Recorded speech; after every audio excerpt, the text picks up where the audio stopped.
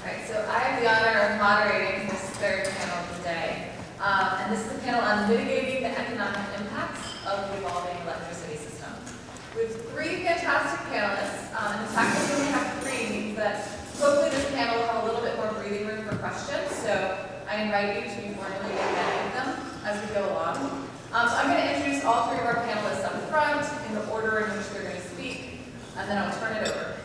So first, we have Andy Eisenberg, who I feel very lucky to have on the faculty with me at the University of South Carolina School of Law. Andy and I both joined that faculty in 2016. Before that, she was a fellow in land use law at West Virginia University College of Law. And her research looks at, in particular, the urban-rural divide and law and morality in the United States. She also runs South Carolina's Environmental Law Clinic, which she designed, and teaches courses in water law and rural law. Our second panelist is Nikhil Kaza, who's joining us from across campus in the Department of City and Regional Planning. Dr. Kaza works at the intersection of urbanization patterns, local energy policy, and equity. And he has a particular specialty in using large spatial and non-spatial data sets to better understand how systems and institutions co-evolve in different parts of the world. And finally, last but not least by any means, we have Chuck Fluharty, who's the founder, president, and CEO of the Rural Policy Research Institute, RUPRI, the only U.S. national policy institute solely dedicated to assessing the rural impacts of public policies. And Chuck is also a prolific author, speaker, and consultant on these topics. So we have about 1.5 hours for our panel. Everybody's going to talk for 15 to 20 minutes, and then we'll get to that. Andy, I'll turn it over.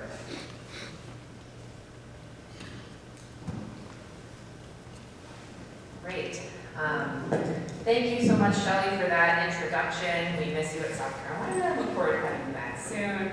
Thank you generally to Shelley and Jonas for the chance to be here on this wonderful occasion. Sorry, I'm just going to time myself. Yes, my name is Andy Eisenberg. I am a law professor. And it can be a very lonely road writing about rural development and law. So I do just want to reiterate that I hope we can keep the conversations going after today. Much of what I'm going to say has actually been said already, which is actually very encouraging to me because it suggests to me that we have been sort of zeroing in on some key themes for energy transitions in rural communities. A little bit more about my background. I actually started working in the field of rural community development about a decade ago when I served in the Peace Corps in Morocco. And as Shelley mentioned, I spent 2 years in West Virginia as a land use fellow working with a law clinic that essentially provided extension services to local governments and other entities around West Virginia, but they were legal extension services. So we were trying to make up for a lot of lost time on land use planning and land use law in West Virginia. And those two experiences combined in the surprisingly similar themes I saw in Morocco and West Virginia on rural development really had a huge impact on me.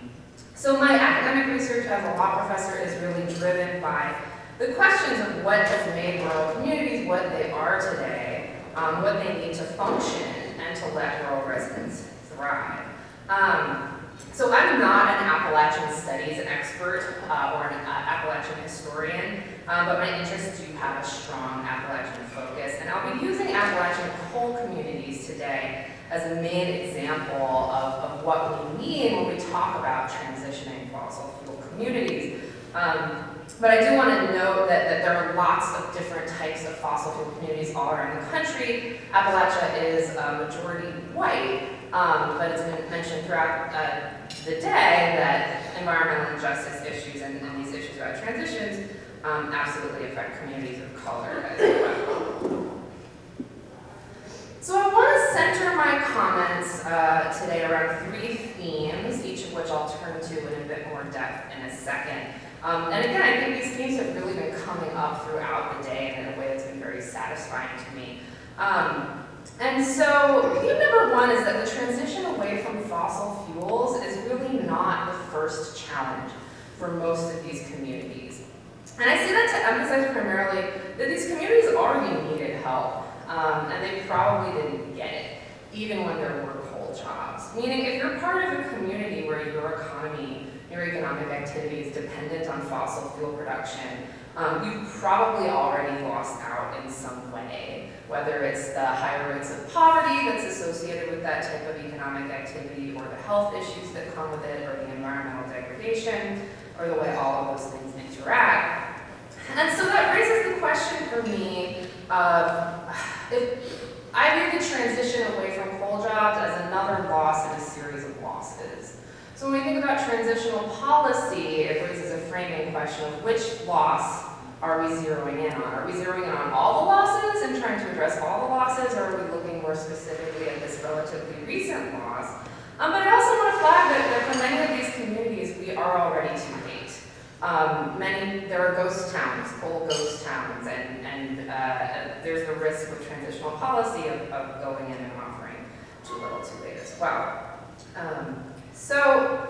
Again, a theme I think we've seen throughout the day, but given the historical underinvestment in these communities, I think like many others in the room, I cringe a little bit when I see headlines that are really simple and say, we're going to retrain all the coal miners in solar, we're going to retrain all the coal miners to do coding, when in fact, sort of the flaws in that thinking have been highlighted in previous panels.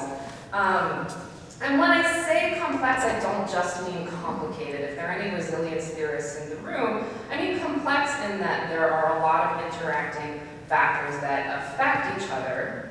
And there are also questions about the hierarchy of needs that came up earlier. There are some communities in West Virginia where people still lack wastewater infrastructure and are still piping household waste right into the river where their children play.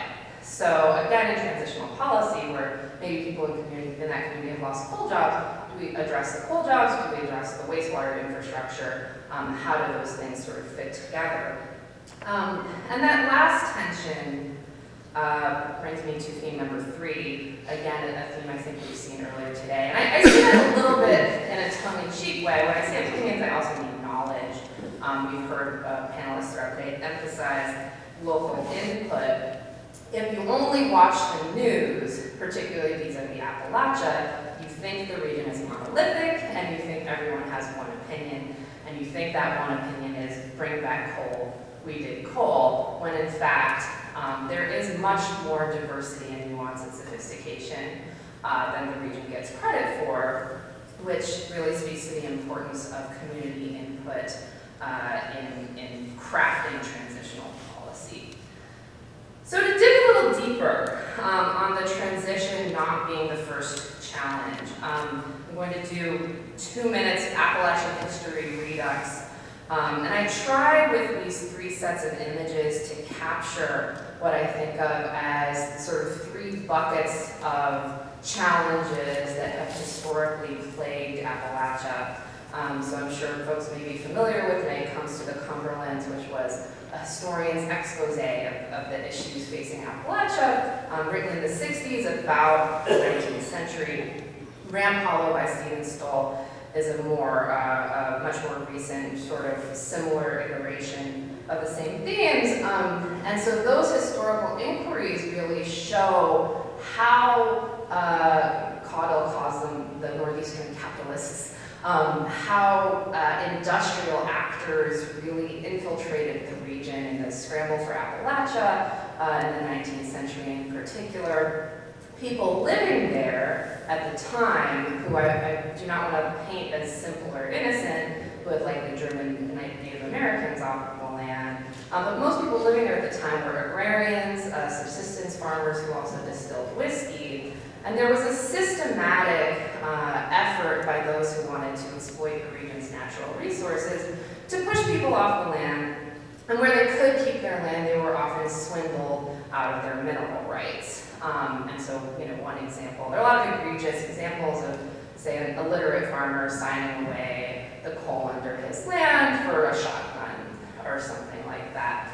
And those historical trends really set the stage for just the vulnerability and the loss of autonomy in the region. Those residents became in sort of losing land and losing decision-making power of the direction of the region's socioeconomic development, the residents became landless laborers who got fueled into the coal production machine. And if you've heard about sort of coal company practices in the 19th and early 20th centuries, it was really brutal living and working conditions. The companies would own the housing, they would own the grocery store. If you tried to unionize, you could just get evicted or be denied food.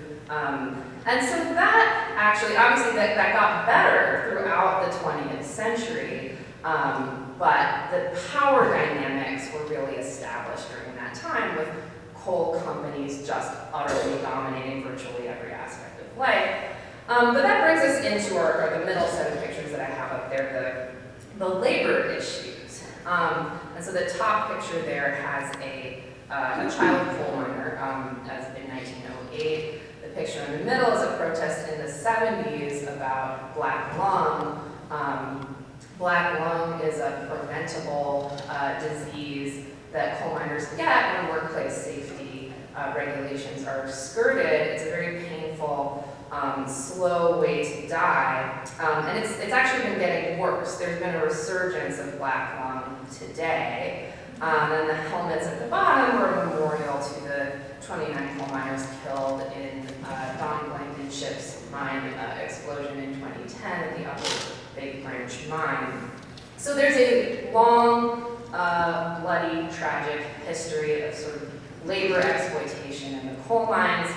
And that kind of brings us to the next set of pictures, these sort of interrelating factors about the challenges facing coal communities in Appalachia, which is the environmental degradation. And the environmental degradation brings with it public health harms. You have mountaintop removal site there, and then below that you have the river next to a mountaintop removal site that's contaminated with heavy metals. So the question, again, that this raises for me, looking at this complex, long and tragic history, that the loss of the jobs is sort of another insult to a series of insults, and which ones are we going to address through transitional policy? So, in my opinion, the solutions are going to try, ideally, to account for more than just employment numbers, and are going to try to address more of the nuanced aspects of these perverse relationships between fossil fuel communities and their employers. And so, I have up here the Mojave Generating Station, which I'm sure many of you are familiar with.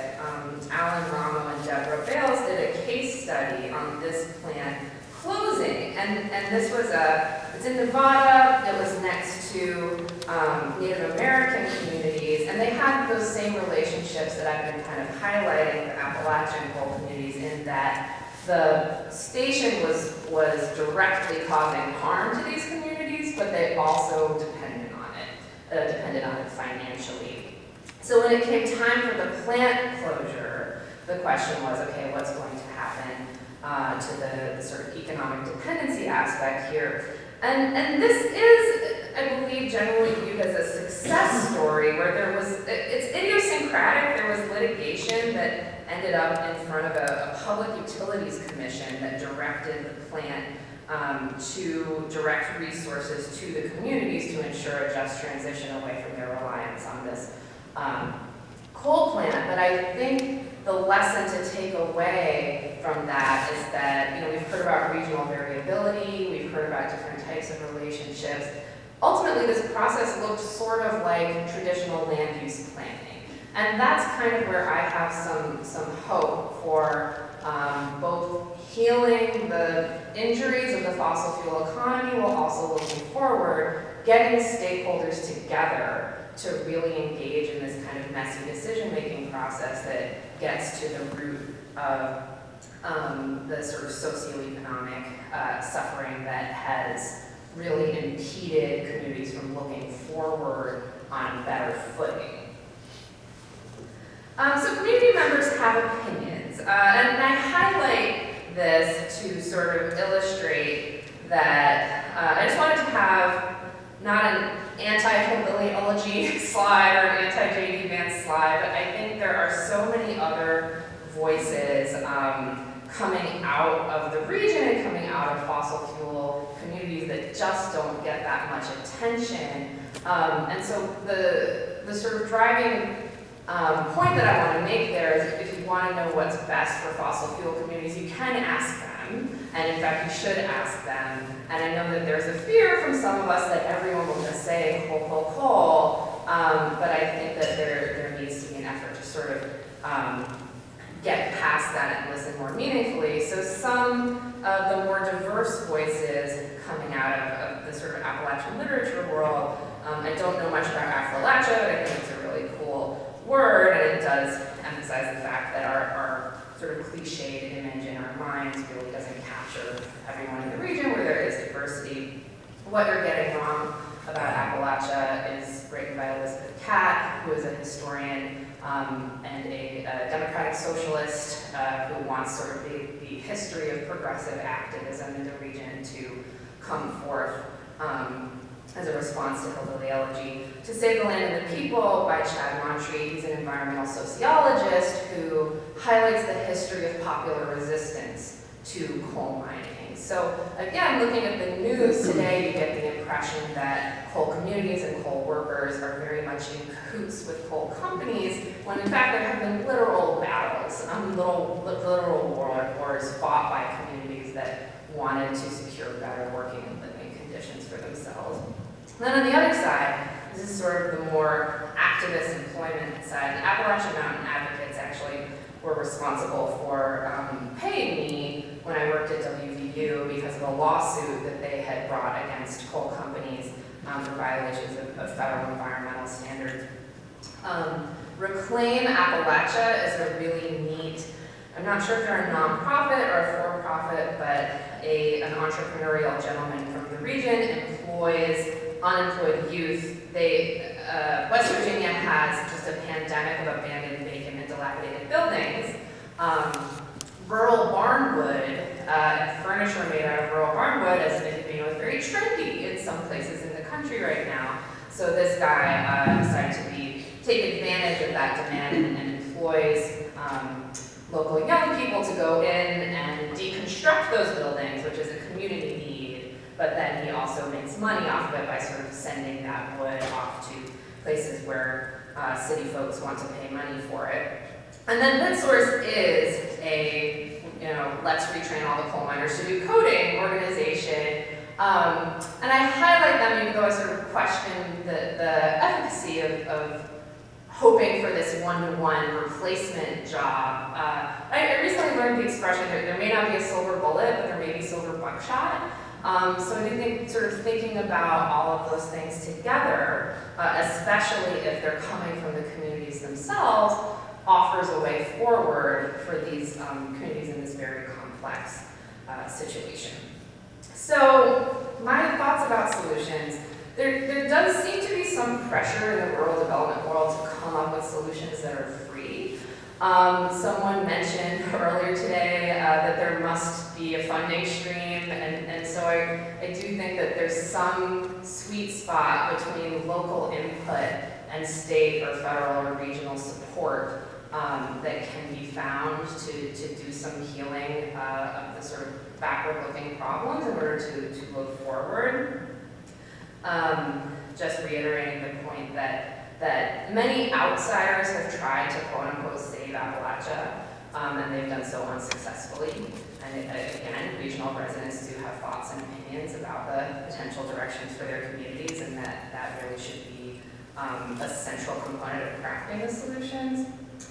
And then again, I'm sort of, we heard this morning about sort of prospective plans for taking advantage of the new energy future, but I do think we have to reconcile with the dirty energy past in order to be fully informed and effective going forward. Thank you very much.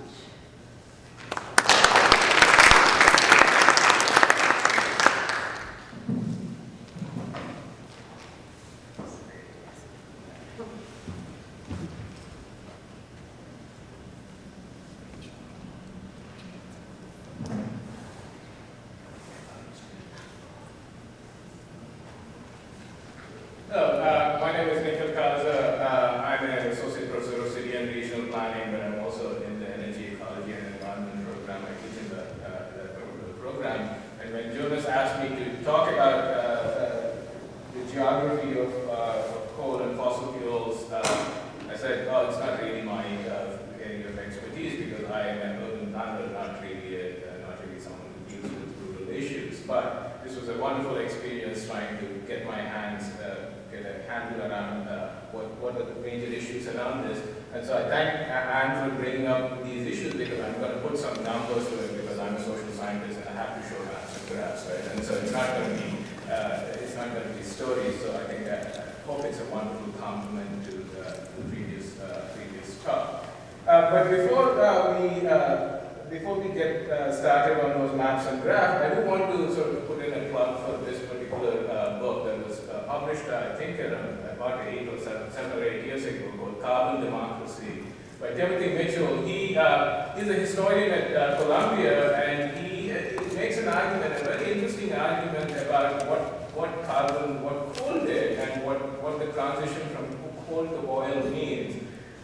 So his main point was that coal is really the reason why we have democratic institutions, primarily because it created these institutions of workers, and not just at the mining industry, but also with the entirety of the transportation industry, in the railroads, in the ports and other places, which they had enormous amounts of power by being able to choke off supply when they wanted to, and therefore sort of leverage that power to create other democratic institutions. And part of the reason why we switched to a different fuel source, a different fossil fuel source, oil and gas, is partly because it was easier to extract, but also partly because it was easier to transport, and you can essentially take away the power of these various unions. And so it's important to recognize the social and technical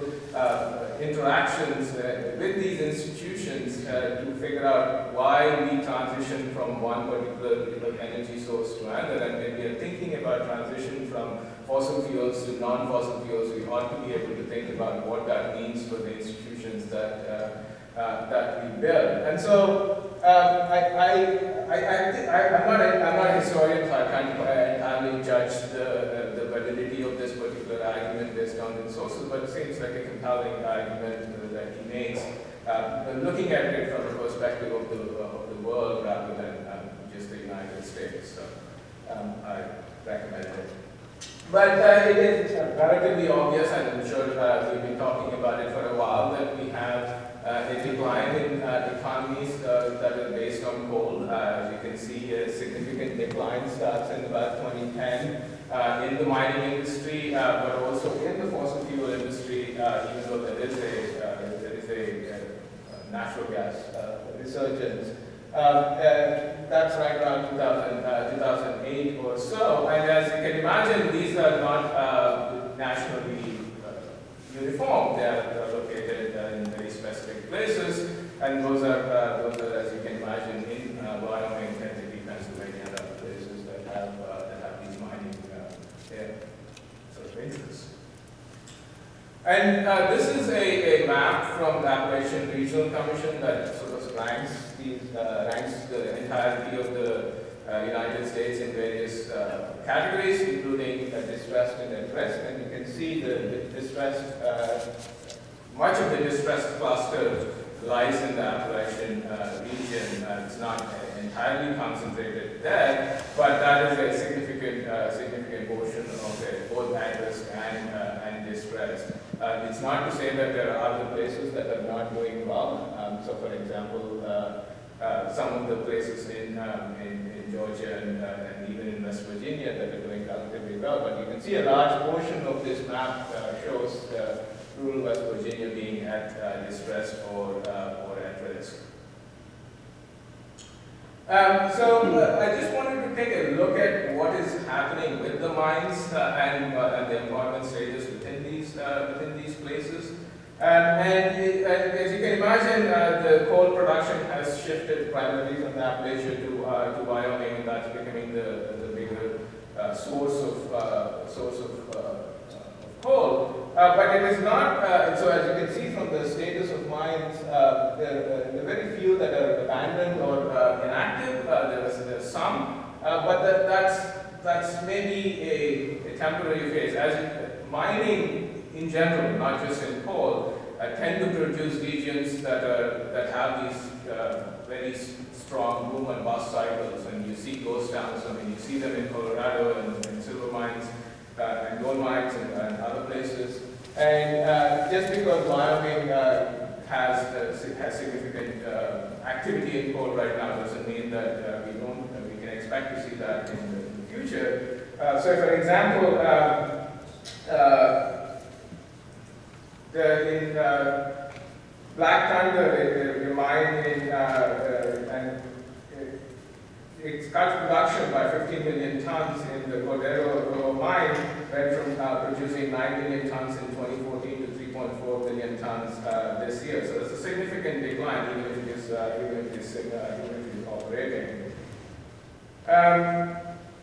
In West Virginia, you can still see that there are operational mines that are out there. The clusters are relatively concentrated in the southwest and in the northeast. And the closures are primarily concentrated in the southwest. So there are these regional differences that we should expect to see in different places. And just because, so one point to make about these numbers that you see here, there are about 11,000 employees currently in the coal mining industry. But you can see that the permanently abandoned is only 156. That's not the true extent of the mining displacement, primarily because this is the number of employees at the time of closure, not at the time of at the peak time. So it's not a reflection that we're still employing a significant number of miners in this particular industry, even though there were some closures. And there are, the pattern continues in Pennsylvania, but part of the reason why we still have some of these mines that are operational is primarily because of exports rather than domestic consumption, exporting primarily to Asia, well, West Virginia went from using 55% of its coal in its mix to about 34% in 2017, so significant decline in usage. In addition, we ought to also have to look at the fossil fuel production or electricity production across the United States, and you can see on the graph, on the background, is each county and how many retired power plants were there, and these are that also has significant geographic variation. Even though the blue dots represent the active plants or generators, they should be rather than plants. The grays represent the number of plants that have been retired in the last few years. And as you can see from the map, the closures are not necessarily concentrated or not necessarily uniform. They're concentrated primarily in the northeast and sort of mid northwest. But again, only 3 plants have been proposed in the last year or so, and 2018, however, may be the record for closures. 55 gigawatts are expected to shut down nationwide, as equivalent to about 22 plants. And these are zoomed-in versions of where these closures look like, and where the current operational plants are. You can see some of these patterns have changed. Okay, so given all this, what are various players trying to do? And I want to talk about 3 specific cases and see if those strategies that they're employing are actually having some effect. And I think Chuck is going to talk more about these issues. In Northumberland County, Pennsylvania, there were 2 coal plant closures which led to the development of this anthracite outdoor activity adventure area, and it is meant to create 184,000 jobs or so, and primarily focusing on the arts and entertainment and recreation.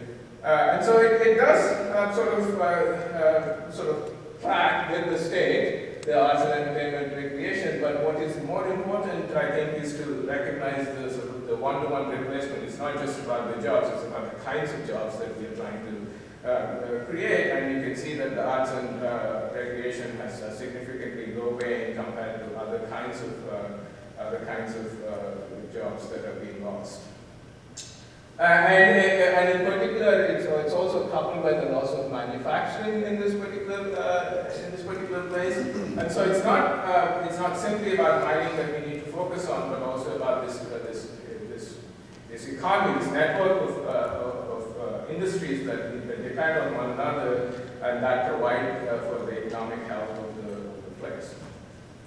In Upshur County, which is the fourth largest coal mining county in West Virginia, they're supposed to have the expansion of the interstate corridor between Washington and West Virginia is supposed to bring a lot of economic development, and there was a rural job accelerator grant to promote agriculture and local food.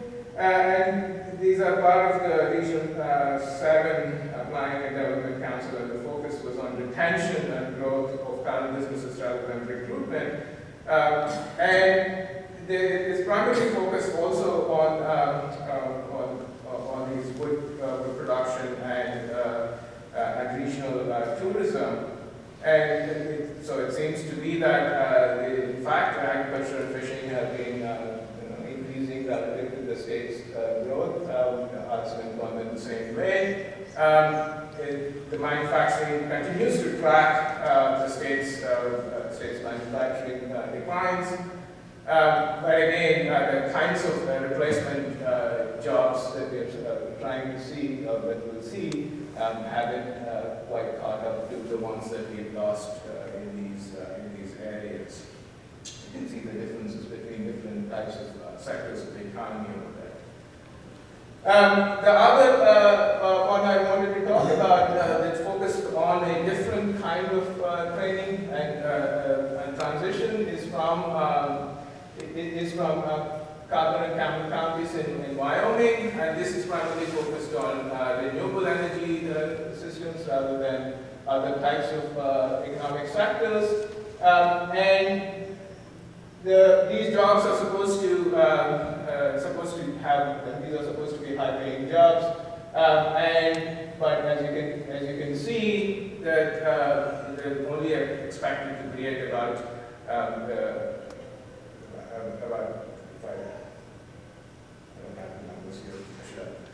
expected to create about, I think, 50 jobs, permanent jobs here, rather than a complete one-to-one replacement that we would want to see.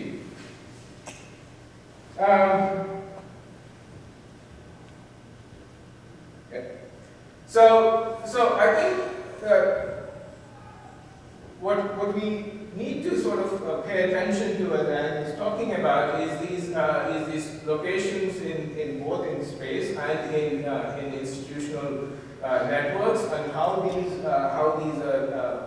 these strategies play out within those contexts, and then trying to figure out whether these communities need to be part of a regional networks of collaboration, both in terms of training but also in terms of transitions. And there should be sort of partnerships to promote economic development. So it's not, as you can, I fully agree that there are no silver bullets and simple answers. It's going to be a long-term effort to rejuvenate these communities. Thank you.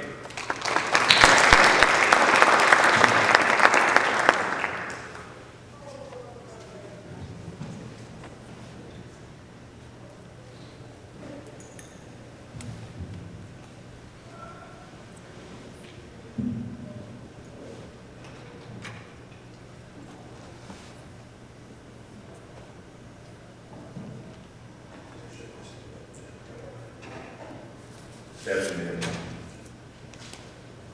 Good afternoon. Sorry to wake you all. I want to start by thanking Shelley and Jonas very much, not only for the invitation, but for this conference. This is probably one of the most critical issues facing rural people and places.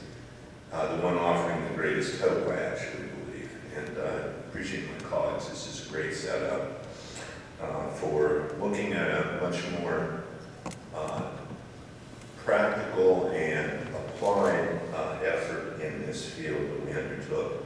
Bona fides first. I am a child of Appalachia. My family came deep into West Virginia around 1790, so we did something very bad in Ireland. It didn't relate to the potato famine at all.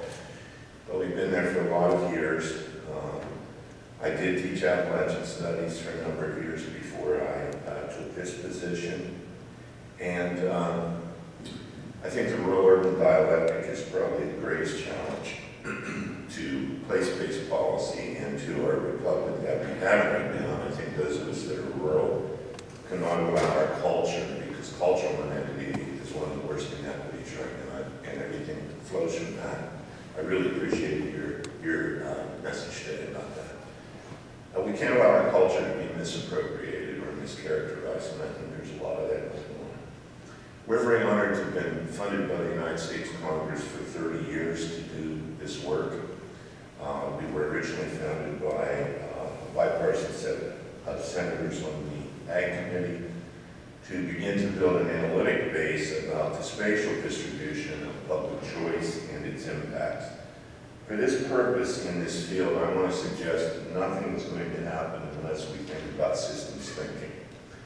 And we've been working globally for over 30 years in the fields of rural economic and community development. We've come up with a framework we believe is absolutely essential, no matter what sector you're working in or what the issue is. That's because of a number of things: scale, distance, cultural change, technical assistance. Rural regions are what must compete, not rural communities.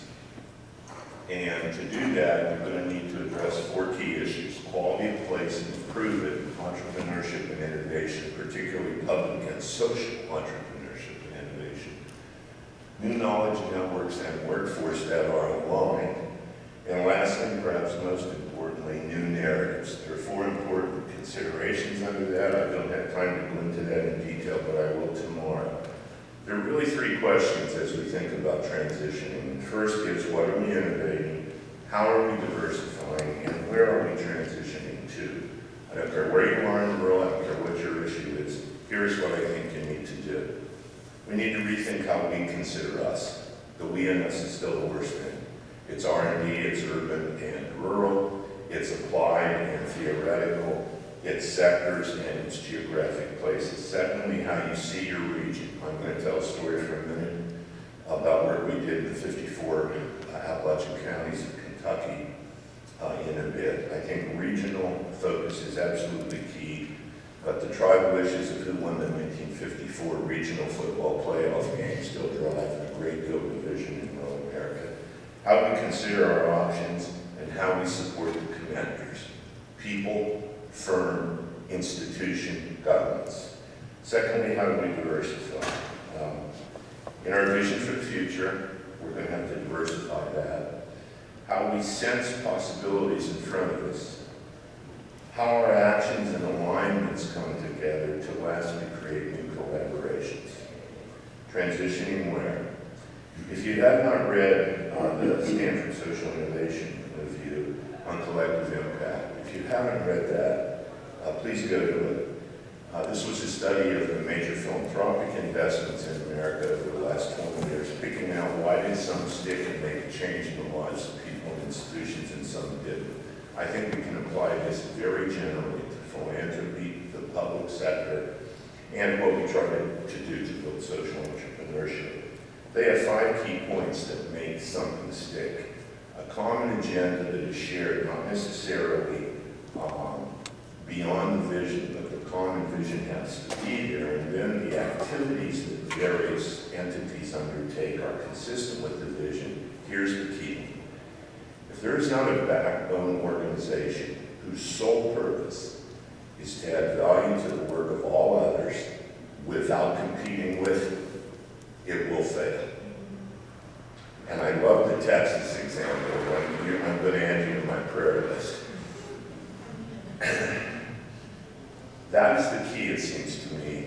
transitioning this sector, whatever energy sector you're in. Continuous communication and how do we measure, what are the metrics. This is Appalachia, the 54 counties in Kentucky. Basically, it's almost half the state now because they were added so they could get ARC money, but that's neither here nor there. When do I need? What time do I need now? 10 minutes? Okay. 5 years ago, these two gentlemen approached us. They had talked to Brookings and Tomville's secretary, and they both told me to call Rubry. In those 54 counties, 10,000 mining jobs had been lost over 5 years. The average mining job was $70,000. When you went in to drop off your car keys, you dropped off your house keys because you were going to lose it all. They asked me to think about something we might do with them to address that. And I'm going to hear a chat about a presentation I made to the White House. We worked very closely in the development of the Power Plus program. Governor Beshear was the poster child for ACA in the progressive community, and Hal Rogers was the poster child for the conservative Republican agenda in the House as chair of the Appropriations Committee. I came to them at their request to say, what would it look like to do something in this region? And I asked them what their goal was, and they said we had to fix it, and I told them I was not their pony, they would have to find another one. Of course, they wanted it done before the end of their current electoral term. We went round and round for a long time. I declined to work with them 3 or 4 different times. Finally, they come back, frankly, from work we had done in Wales, and agreed to give us carte blanche. And what I agreed to do was to spend 2 years of my life, and my institution gave me half of my time to become the developer of this program. The challenge was that everything we've heard about Appalachia was work. And I told them what they needed was nothing other than a sense of hope in the people that had been lost for about 100 years. My farm went away because of the broad farm deed. Tomorrow you'll see pictures of our farm. It's absolutely bucolic until you look at the back of the hill where there's a 150-foot standing high wall, unreclaimed because the laws for reclamation in Ohio came in after we were mined. They actually agreed, and I think at that point they were simply suggesting we shouldn't have done this, we'll get this academic out of the road, and then we'll figure out something else. But they agreed to go ahead, and their staffs agreed to go ahead. Both of the staffs hated me because I was working with the other guy, and that's the nature of having 2 critical public servants from 2 sides of the aisle working together. You can't solve this unless you do that. You must have a public sector champion. It has to be R&D, otherwise they will get you. And so, what we convinced them to do is simply suggest we'll have a regional dialogue first, and it will be about 2 things, hope and innovation. And of course they laughed, but they booked a little church gym in Hazard. And went about 2 weeks. We didn't require registration, but people started calling. They decided they might get a little bigger. They told me originally, how many people do you think? And I said, I won't tell you that, but I know it in my heart. Anyhow, it started to hit the papers. December 3rd of 2013, dawned in the mountains, 5 inches of snow, ice, and through that dark morning, 2,500 Appalachian people drove to the regional gym at Pikeville University, 2,500. It was the most humbling experience of my professional career. We asked them to fill out innovation cards at some point in the program and just tell us what idea they might have about a new hope for the region. It made you cry. These were not, we should fix education. It was, in my son's junior high school, we're doing this and we should do this. 3,100 requests. That was December. That created an opportunity for us to have a regional sense of self. We lost Christmas and New Year's that year because by January 8th, we had published every comment in a book that went to the region. That created a framework for action for us. And I just wanted in closing to tell you what occurred, because I think there are strengths and weaknesses here that are telling for this work. Here's sort of the history of what occurred. The summit occurred in December. We had 3 goals: renew hope and commitment, renew hope and commitment, nothing else. We had one demand: we will not talk about coal today. The Saturday before our summit, Mitch McConnell decided to have a Saving Coal convening in the very same gym. He got 140 people. We got 2,500. And the rest was history. The opening panel was 3 young women from the region who had come home or stayed. First person to talk was a young woman who had come back from New York. She was a poet. She was the daughter of a coal miner. And she said, I was in New York because that's where my career is. But I came back because this is home and I believe in it. I don't have a house. I live in my car. But this is home. The rest flowed from that. We immediately created a development plan. We built a 501c3. It was called Shaping Our Appalachian Region, because the argument we had was that the region is not shaped. The region has never aligned, and it will now. Create a leadership commitment of all the legislative leaders in that region, the hospital systems, the school systems, and the private sector. If you do nothing from today, Google Kentucky Valley Educational Consortium, KVEC. These are 25 of the poorest school districts in America that banded together as a result of this effort in a common enterprise to advance the human and social capital of their region. Today, 5 of the schools with the highest test scores in Kentucky are in those 25. And the reason is they built it together. We saw resources. We were able to secure federal, state, local, and banking commitments, and we created a frame of work. I'm going to be done in 1 minute.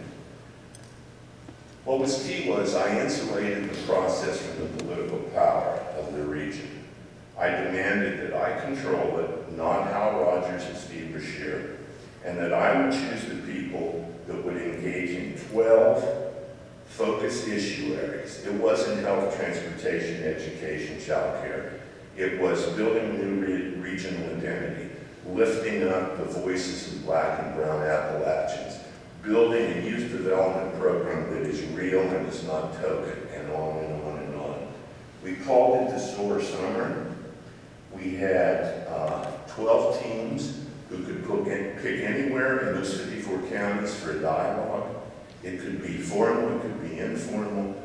Right around 3,900 Appalachians came to those meetings. At the end of that, we did a visioning of 10-year goals out of that with the executive committee. And then we created the SOAR Futures effort, which was to build a 25-year goal for this collaboratory. They just celebrated their 5th year. We've generated around $130 million of investment in the region. The Coalfield Development Fund is one of the examples of what has happened there. But what's most important is the sectors in the region that realized coal was not the answer, did not compete against coal. There will always be coal jobs in Kentucky.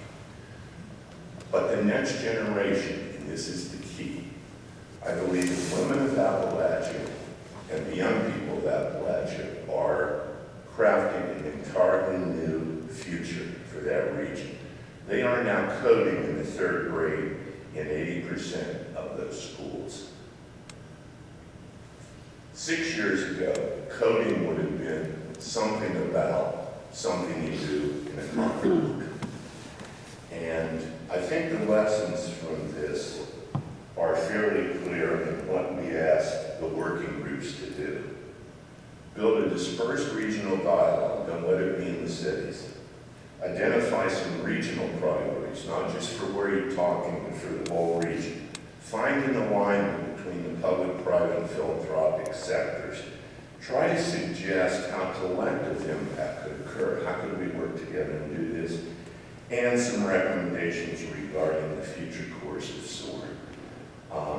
We have done something similar to this in many places around the world. It's exactly the Texas model with just different words, perhaps longer along. And I really do believe that this kind of an approach, public-private philanthropic, really does have an awful lot to say for itself. I will say you need salve on your shoulders because they're going to beat the hell out of you from both sides, but it's worth it. Thanks so much. I enjoyed sharing this.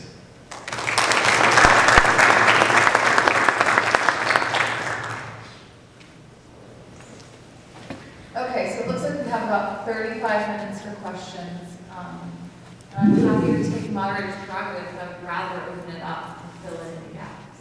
You guys have any?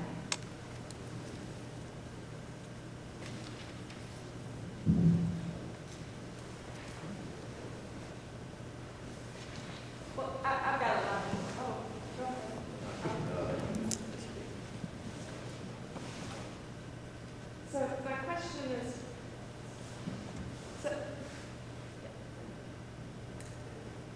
thank you. So my question is for Chuck. When the 2,500 people that came wrote their vision for the future, what were some examples of what they wrote, please? Get rid of all our county politicians. Get rid of our county lines and start to work together. Figure out ways that churches can work with the schools. Figure out ways that young people can go to jobs other than coal and shadow a bit so that they can learn something other than that as a possibility. Find a way on the reclaimed ground to take advantage of that resource. And there's a lot of that going on right now. And then on down the line, all the way down the line, through almost every sector.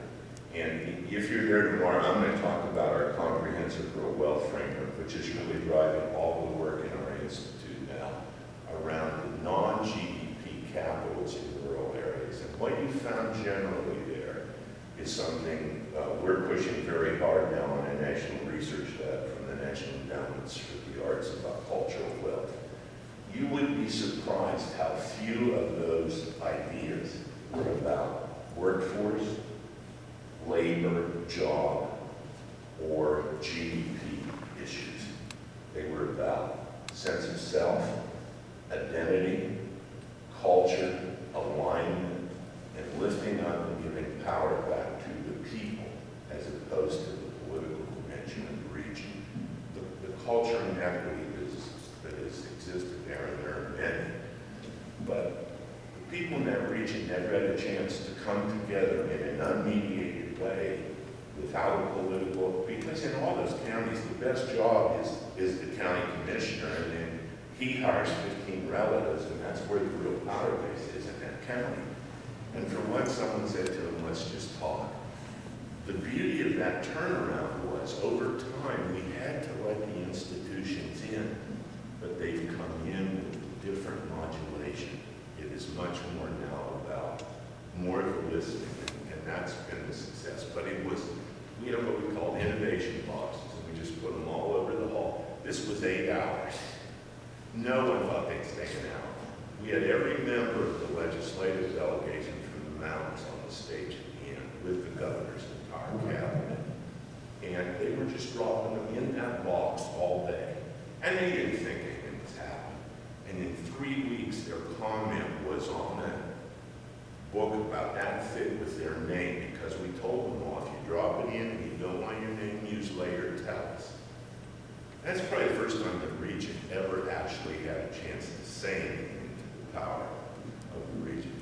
Does that get at your question? Yes, thank you. Hi, thank you for your presentation, all of the panels. My name is Ashut Shrestha, and I'm from NC State. So we work in a similar institution as the UNC has, and what we do is we apply for a lot of government grants, most of federal grants, to apply for a lot of community development, and it includes a lot of places in Appalachia as well. So I think like one of the things that I was trying to think in my head, especially Chuck with your presentation, was that like your goals were like very like non-specific. It was like a sense of identity, like all the things that you mentioned. But when we are applying for these grants, and there are significant amounts, and I'm pretty sure every other organizations are going for the same amount of money as well, these grants are very specific what we want out of them. I mean, it's like I think Department of Energy uses like smart acronyms, is like, it has to be specific, it has to be measurable, it has to be timely, it has to be so like when we are applying for these grants, we have to be thinking really hard in terms of what we can achieve with how much money that we ask for, and how can we be the other competitors asking for the same amount of money.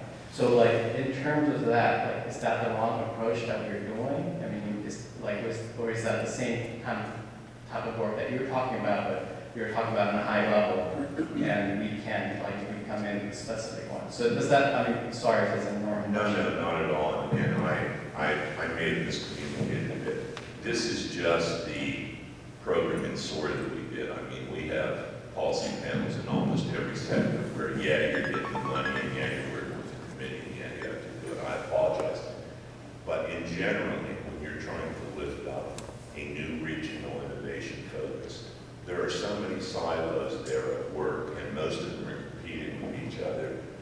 I found wherever you can at least build a new dialogue frame in regional work, it is a bit around that. It will help you, but when we're doing grant or sector work, we're every bit just as specific as you are. So I apologize. That wasn't our whole program. Yeah.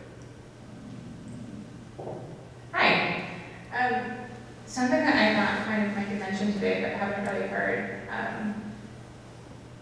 especially in these areas where there is coal, the opioid epidemic is largely also in those areas now. And I was just wondering if you think that that's something that can be solved by some of these initiatives that we've been talking about today, or if that's actually something that needs to be addressed first before any of the economy diversification might actually do anything. Yeah, I think that's a great question, and I think that speaks to a couple of the themes that came up surrounding hierarchies of needs and complexity in systems thinking. And so as when we talk about rural economic development generally and transitioning generally, it does overlook the fact that so many communities are actually in crisis mode, that people are dying regularly, and opioids get sort of grouped under the deaths of despair literature. And so I do see this as in terms of the sort of silver buckshot. I see some of what we're talking about as this long-term visioning, public-private partnerships, creative thinking, but some of it is just the state needs to intervene right now and make sure that police departments are functioning and that hospitals stop closing and that there are adequate doctors and that people can get to doctors. And then obviously I think there are more nefarious things at play with the opioid crisis that need more attention.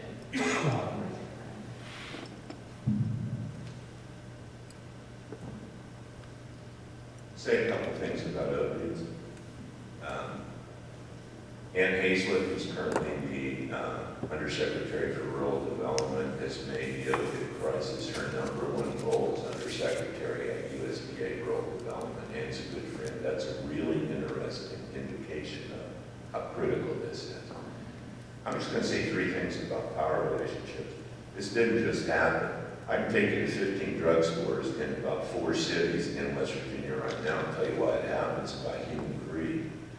And there are schools of medicine. I was with Tom Vilsack at the University of Iowa for one of his speeches when he got up in front of the dean of the medical school and said, why in the hell do you have but why don't you have an intervention strategy about, because we were building a national intervention strategy for pain, and many of the med schools have not agreed to sign it yet.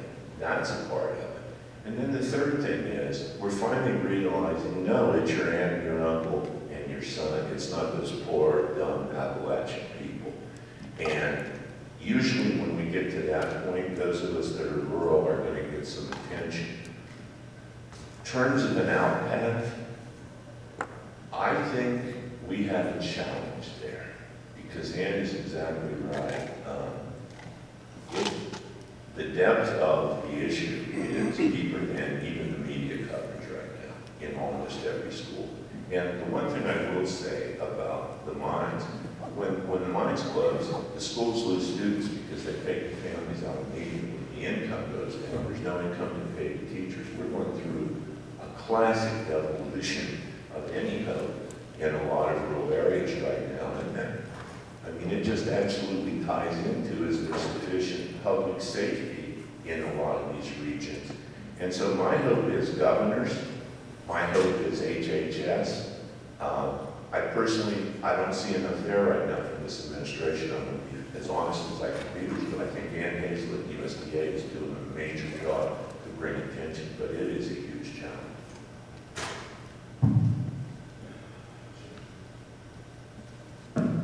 Thank you. I have a question about, in your work in Kentucky and what you observed in Appalachia, have you seen a role for rural electric cooperatives to play a part in some of the economic development strategies that you're seeing through solar, or again, in your experience as well?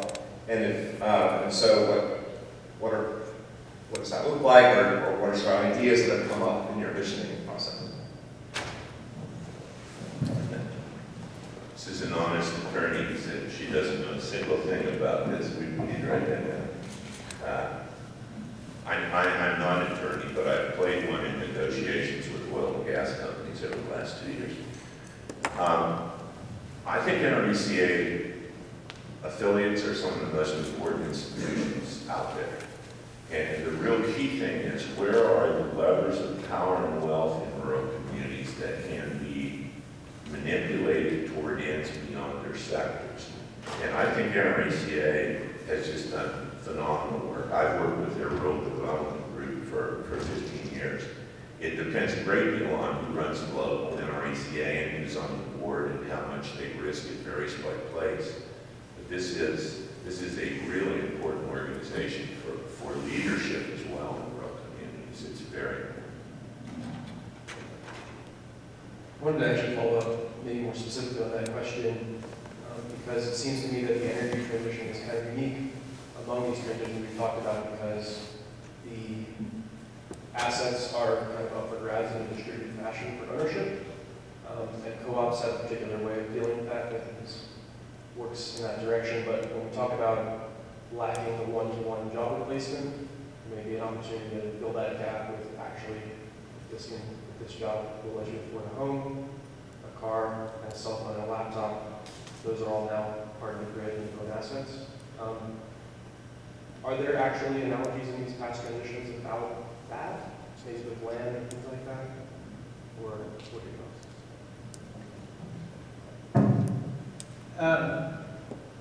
I don't know if there are analogies in the past in these particular areas, but as Chuck was pointing out, these are important agencies that have real institutional power. But one thing that I do want to point out about rural electric cooperatives is that they do have a lot of leverage, but they also they come with a lot of baggage too, in terms of where they get their solar power and how much they charge their customers, and what are the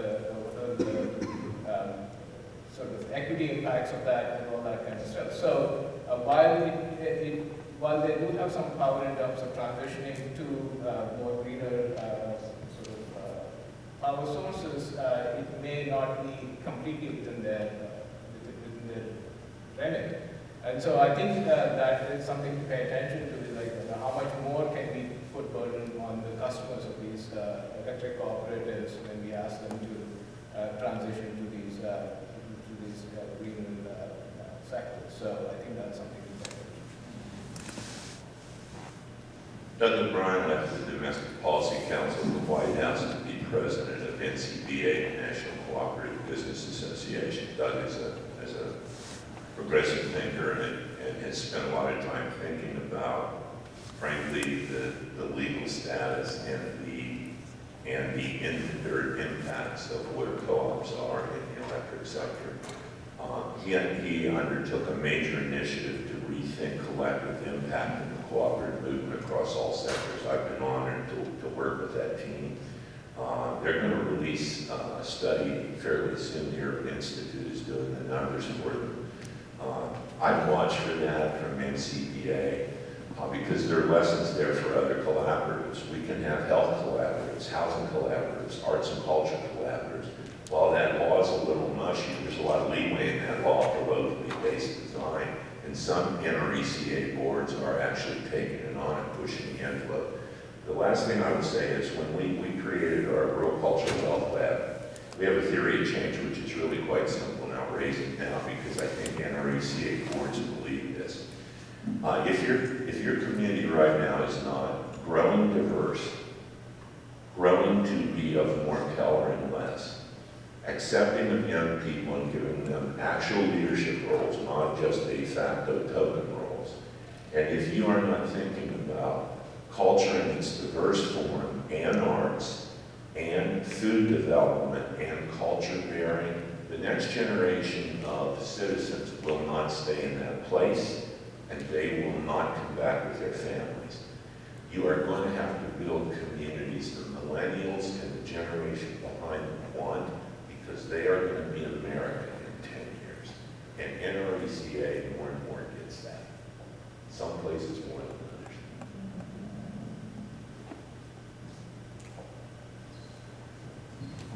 All right, well, I'll jump into the question.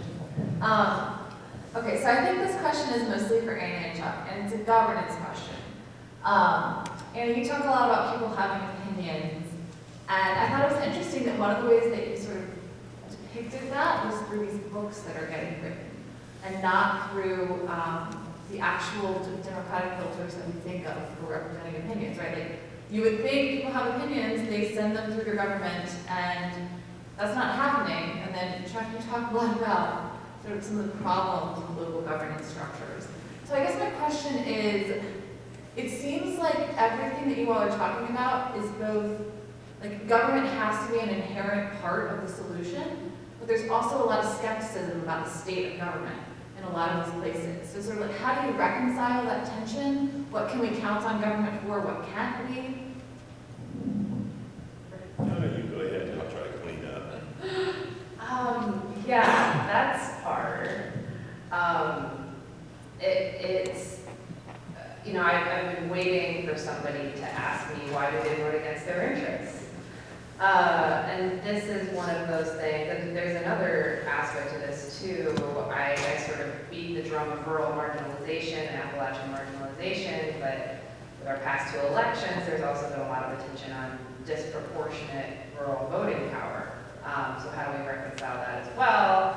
Why are the things I'm saying in the Appalachians want not manifesting through the political process? And I think I have to punt in part on that. I don't know, it keeps me up at night. I don't really understand.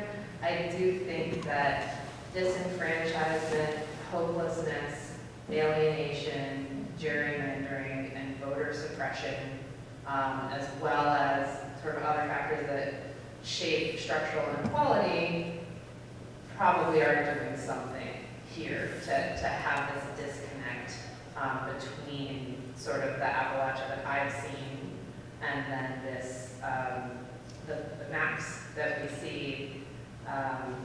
But yeah, I think I have to pass it on. This next seminar will begin after a 10-minute break. I think it is the question for our democracy.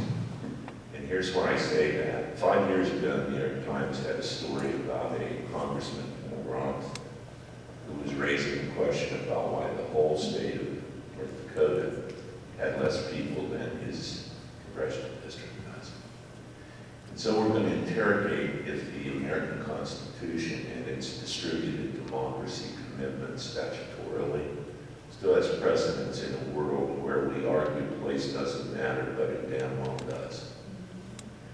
And we formed the Rural Cultural Wealth Lab and sought NEA funding, particularly to interrogate this consideration. Tomorrow I'll talk about a release we're going to do on a one-year lit review of everything that's been written about culture and policy in the United States. There's absolutely nothing about rural culture and policy. And what is found in urban areas is contraindicated in rural areas for so many reasons. But here's three things I would say. Because of hopelessness, when I left Appalachia, I was running away from it when I went to Yale. And when I came back from Yale, I realized that my calling was to be about it wherever I ended up. Here's what I feel. I believe that we have, for a 3-decade time frame, ignored the reason rural people feel they aren't cared about and aren't appreciated. It's because they aren't cared about and aren't appreciated. There is no CDBG for small cities or rural areas. You have to be 50,000 in population to get that. What does that do for you?